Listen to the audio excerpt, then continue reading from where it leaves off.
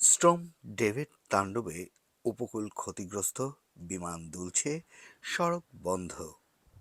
Sturm Dave যুক্তরাজ্যের উপর দিয়ে বয়ে যাওয়ার পর সবচেয়ে খারাপ পরিস্থিতি কেটে গেলেও কিছু আবহাওয়া সতর্কতা এখনো বলবৎ রয়েছে। উত্তর ইংল্যান্ড, স্কটল্যান্ড এবং ওয়েলসের কিছু অংশে জারি করা অ্যাম্বার কমলা সতর্কতা আজ ভোর ৩টায় শেষ হয়েছে। এদিকে উত্তর আয়ারল্যান্ড জুড়ে জারি করা বাতাসের জন্য হলুদ সতর্কতা এবং স্কটিশ হাইল্যান্ডসে তুষারপাতের জন্য আরেকটি সতর্কতাও তুলে নেওয়া হয়েছে।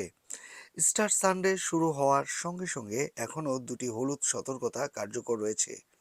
প্রথমটি উত্তর ইংল্যান্ড ও ওয়েলস জুড়ে সকাল ৭টা পর্যন্ত বলবৎ থাকবে। আরেকটি সতর্কতা যা স্কটল্যান্ডের মূল ভূখণ্ড সহ অর্কনি ও সেটল্যান্ড দ্বীপপুঞ্জে জারি আছে, তা দুপুর পর্যন্ত কার্যকর থাকবে। আবহাওয়াবিদরা সতর্ক করেছেন যে ক্ষতিগ্রস্ত এলাকাগুলোতে তীব্র ঝড়ো হাওয়া বইবে। এরপর স্টর্ম ডেভ উত্তর সাগরের দিকে অগ্রসর হবে।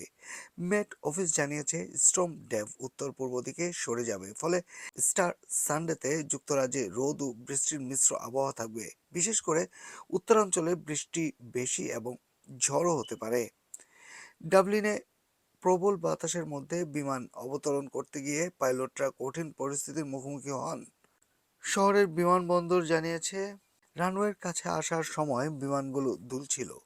শহরের বিমানবন্দর জানিয়েছে শনিবার ১৭টি ফ্লাইট বাতিল করা হয়েছে এবং বাতাসের বেগ ঘন্টায় ৪৪ নট পর্যন্ত পৌঁছানোর কারণে বহু বিমানকে পুনরায় চক্কর দিতে হয়েছে বা অন্যত্র পাঠানো হয়েছে। তারা আরও জানিয়েছে কিছু বিমান ও ক্রু স্থানচ্যুত হয়ে যাওয়ায় যাত্রীরা আজও বিঘ্নের মুখোমুখি হতে পারেন।